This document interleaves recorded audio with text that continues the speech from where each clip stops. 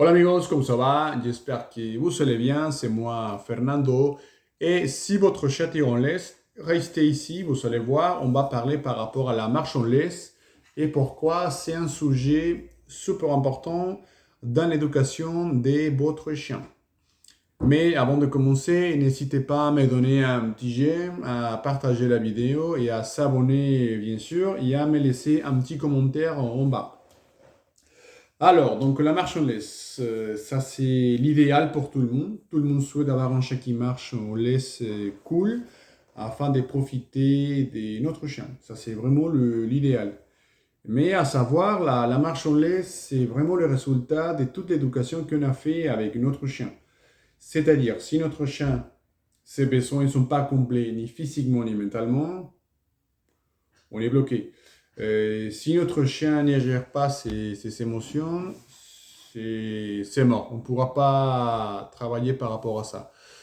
Si on n'a pas un code de communication clair avec lui, c'est la même chose. On est mort. Donc, comme vous voyez, la marche en laisse, c'est vraiment le résultat de pas mal de choses en même temps. D'accord?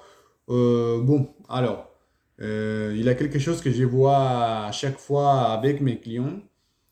Et je pense que c'est un problème, je sais pas, on voit ça dans la télé, on voit dans le réseau, etc. Mais ça devient vraiment de plus en plus évident, on va dire. Et je sais pas par rapport à les gens qui essayent dès que son chien marche au pied tout le temps. Et ça, les amis, c'est impossible de le faire. Oui, bon, on peut le faire, mais c'est pas top pour moi. Bon, après, ça dépend les chiens. Mais si vous avez un chien dynamique, avec beaucoup d'énergie, le fait de lui demander de marcher tout le temps à côté de vous, ça va pas vous aider à le canaliser en fait. Alors, donc d'abord, il faut faire la différence. On a la marche au pied et de l'autre côté, on a la marche au pied. Non, marche au pied, pardon, et la marche en laisse. Et c'est pas pareil. Bon, chaque éducateur a sa méthodologie, mais moi, avec la méthode Fropo, c'est deux choses complètement différentes. La marche en laisse, c'est la méthode, ou c'est la technique, on va dire, qu'on utilise pour les balades. Moi, ma philosophie, c'est justement, je te laisse renifler comme tu veux, à gauche, à droite. Ta position, c'est pas important, mais on tire pas. Ça, c'est vraiment la condition. Et de l'autre côté, on a la marche au pied. La marche au pied, c'est l'obéissance. Et marche au pied, marche à côté de moi, et c'est tout. Ça, c'est la différence. Ah, grosso modo, entre guillemets. Donc oui, on va parler d'abord de la marche au pied.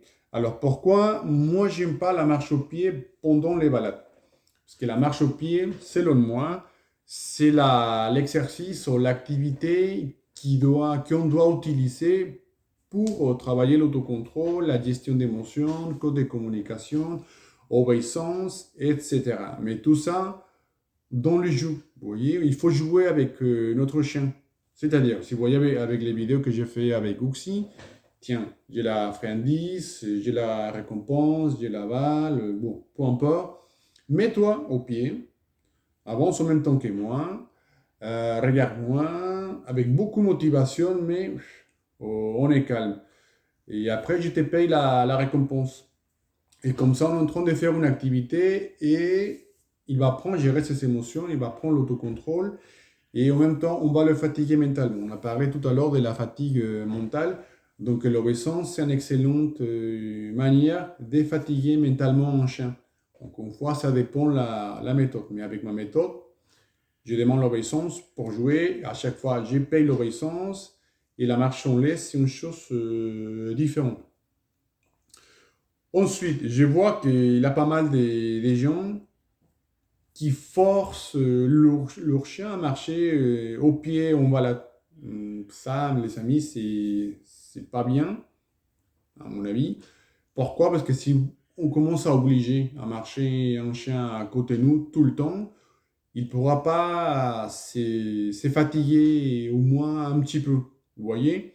Parce que le fait de l'obliger à marcher à côté de nous, ça va pas les permettre de renifler toutes les odeurs qu'il va trouver pendant la balade, vous voyez.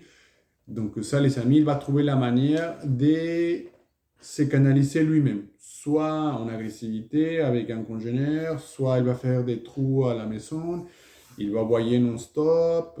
Pourquoi? Parce qu'on ne donne pas l'opportunité de se canaliser en balade un petit peu. Vous voyez? Donc c'est pour ça qu'il faut faire la différence. Moi, personnellement, moi j'aime bien la marche en laisse, avec une laisse de 5 mètres. Je te laisse renifler vraiment à gauche, à droite, à condition de ne pas tirer. Après, on va parler par rapport à ça. Et en parallèle, je travaille un exercice avec mes clients pour que même en liberté, bon, pas en liberté, on laisse, les chiens ne descendent pas du trottoir. Parce que c'est quand même dangereux. Il y a un minimum de contrôle. C'est-à-dire, je te laisse renifler à gauche, à droite, la position, ça ne m'intéresse pas. Suis la laisse. Si la laisse te guide à gauche, tu n'as pas le choix. Si on change de direction, la même chose. On est au bord du trottoir, ok, mais on ne descend pas. Ça, c'est vraiment les conditions. Et jamais, jamais, jamais, jamais, on détache un chien mobile. Ça, c'est hors des questions, parce qu'avec les réseaux, ça devient la mode. Mais bon, mais bon. Alors, donc, tous les tutoriels qu'on voit sur les réseaux, de se stopper, de changer de direction, chalala, c'est en partie de la construction de la marche en laisse. Encore une fois, si notre chien, il n'est pas fatigué ni physiquement, ni mentalement, si on sort jamais, euh, bref, ça ne va pas fonctionner la méthode comme ça. Donc, déjà, il faut voir si notre chien, si on arrive à combler ses besoins. Et après, on doit faire un exercice histoire de structurer la marche en laisse, les amis. Parce que sinon, c'est la même chose. On fait n'importe quoi. Alors, donc, si vous voyez dans les vidéos précédentes, il y a pas mal d'exercices qu'on peut travailler avec votre chien. Mais sinon, je vous explique ici comment il faut le faire. C'est simple. Donc, on a un chien, on est à la maison, vous prenez la laisse. Moi, j'utilise une laisse de 5 mètres.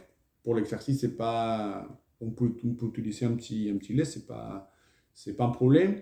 On se met au jardin, à la cuisine, dans un endroit qu'il connaît hyper bien et qu'en principe, il va pas explorer. Vous voyez, à la maison, donc normalement, il connaît déjà la maison par corps.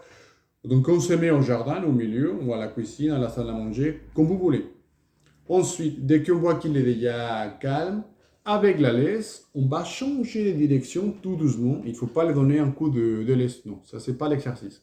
Simplement, je change de direction et une fois qu'il est bien, on va lui dire oui, c'est bien et on lui donne la récompense. Ensuite, on fait quelques pas de l'autre côté et avec la laisse, on le guide. Et une fois qu'il vient, pac, récompense. Il faut qu'elle soit liée. C'est un exercice de coordination. J'étire, tu viens, récompense. On fait quelques pas, j'étire, tu viens, récompense. Ça va nous aider en fait à automatiser les faits d'échanger des directions. Si la laisse te guide à gauche, tu suis la laisse. Si on le fait à droite, la même chose. En devant, arrière. Peu importe, ça va nous aider à automatiser l'exercice. Alors ça, à chaque fois, on doit lui donner la récompense, mais c'est pas un exercice d'obéissance. Juste pour le faire voir que si tu changes de direction, je te paye la récompense. À l'extérieur, on ne lui donne pas la récompense, vous allez voir. Si on voit que ça passe bien et que notre chien se laisse guider très facilement par la laisse, ensuite, on va commencer à travailler les changements de direction à la maison. Encore une fois, on les met son collier. Alors, time out, on va dire, les colliers, on l'utilise juste pour l'apprentissage. À gauche, à droite, ici, fait ça. Jamais pour la correction, jamais pour l'étrangler, rien. C'est juste pour le guider très facilement. Parce que maintenant, c'est intervention par des colliers, c'est la catastrophe. Un collier normal, pas un collier étrangleur, parce qu'on ne travaille pas rien de tout. C'est rien à voir. C'est juste les changements de direction. OK? Et ensuite, deuxième étape, avec les mêmes colliers et avec la laisse, on va commencer à marcher à la maison, à gauche, à droite. On va à la cuisine, à la salle à manger, histoire de l'habituer à changer de direction. Tac, tac, tac. Ça, c'est impératif. C'est la laisse qui guide ça balade. Tout ce que la laisse et le collier, c'est la connexion physique qu'on a avec notre chien. Vous voyez? Ensuite, on va partir de la base que notre chien, il est bien fatigué physiquement et mentalement, que pour lui, ces balades, c'est rien d'extraordinaire, que c'est normal sortir en balade, parce que si on sort jamais, et les jours qu'on va sortir avec notre chat, ça va être la catastrophe. Donc il faut que pour lui, les balades soient normales. Ensuite, on va utiliser une laisse de 5 mètres, ça c'est bien. On va essayer de les laisser la liberté qu'il veut, aller à gauche, à droite, mais on va rester en mouvement. On ne va pas rester comme ça en statique pour l'instant. Donc on avance, et dès que notre chat tire, on va lui dire un non, mais un non informatif. Il ne faut pas crier, il ne faut pas lui donner un coup de laisse, il ne faut pas lui dire ah. Non, juste non. On bloque la laisse, pas comme ça, juste on bloque, et on change de direction. On le laisse la laisse, un mètre, peu importe, mais à condition de ne pas tirer. Dès que vous voyez qu'il avance bien, on va lui dire oui, c'est bien, c'est bien. Ça, c'est la gestion des émotions de manière calme, juste pour se communiquer avec lui. C'est-à-dire, voilà, tout marche plus ou moins à côté de moi, tout tire pas, la laisse, il est détendu, comme ça. Vas-y, continue comme ça. Dès que vous voyez qu'il va tirer, on bloque, un nom informatif, un nom gentil, et on change de direction. La même chose, on répète. Si vous voyez qu'il ne tire pas et qu'il avance bien, allez, on change de direction, mais maintenant sans parler. Hop là, on change de direction, et une fois qu'il suit, ouais, c'est bien, c'est bien. Encore une fois, ça, c'est pas l'obéissance, c'est vraiment pour le se renifler, parce qu'à chaque balade, on doit le laisser sentir à gauche et à droite pour le canaliser, vous voyez, physiquement et mentalement. Les gens que vous voyez avec un chien à côté d'eux, avec les oreilles comme ça, en soumission, c'est un chien stressé et on ne pourra pas le fatiguer et le canaliser bien comme il faut. Quoi d'autre on peut parler par rapport à la marche en laisse? Bon, c'est ça, c'est pour ça que votre chat tire en laisse. Donc, alors, récapitulatif, il ne faut pas mélanger avec l'obéissance. L'obéissance, c'est rien à voir. C'est une manière de le fatiguer mentalement, c'est une manière de faire la complicité, c'est une manière de travailler au contrôle. Bon, l'obéissance, franchement, j'adore, mais c'est ponctuel, l'obéissance, et juste pour jouer. La marche en laisse, c'est la méthode que va utiliser pour les balades. Je te laisse renifler à gauche, à droite, sur la laisse, à condition de ne pas tirer. On est bien d'accord. Mais si l'apprentissage de la laisse n'est pas fait, il ne pourra pas comprendre que c'est la laisse qui les guide. C'est pour ça qu'il faut faire l'exercice que je viens de vous expliquer. Quoi d'autre? Si c'est besoin, si notre chien sort jamais, si on n'a pas un code de communication clair, si notre chien ne gère pas ses émotions, tout ça, la marchandise, ça ne va pas venir. C'est hors de question. Encore une fois, la marchandise, c'est vraiment le résultat des... Ça devient presque automatiquement, vous voyez? Encore une fois, si vous ne sortez pas avec votre chien, si on n'a pas un code de communication clair et vous souhaitez avoir une marche en laisse nickel, il faut oublier parce que ça ne va pas se faire. Ou moi, que vous le tenez en soumission avec un collier étrangleur, en tirant comme ça oui, mais c'est pas top, c'est pas l'idéal. Il ne va pas profiter de ses balades, non, ça c'est hors de question de le faire. Donc voilà, c'est ça la marche en laisse. Et c'est compliqué, oui, c'est compliqué, mais avoir un chat, ça va vous demander beaucoup d'avertissement. Il faut travailler, il faut s'impliquer, parce que sinon, c'est comme ça, avoir un chien. Franchement, le résultat magique, ça n'existait pas. Il faut travailler, il faut s'impliquer, il faut être constant, persévérant. Et comme ça, on va voir des résultats, les amis. C'est comme ça.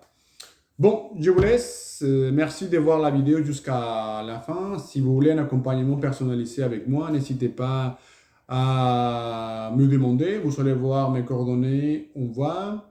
N'hésitez pas encore une fois à s'abonner, à me donner un petit j'aime, me laisser un commentaire. Et on se voit la prochaine fois. Allez, courage. Salut.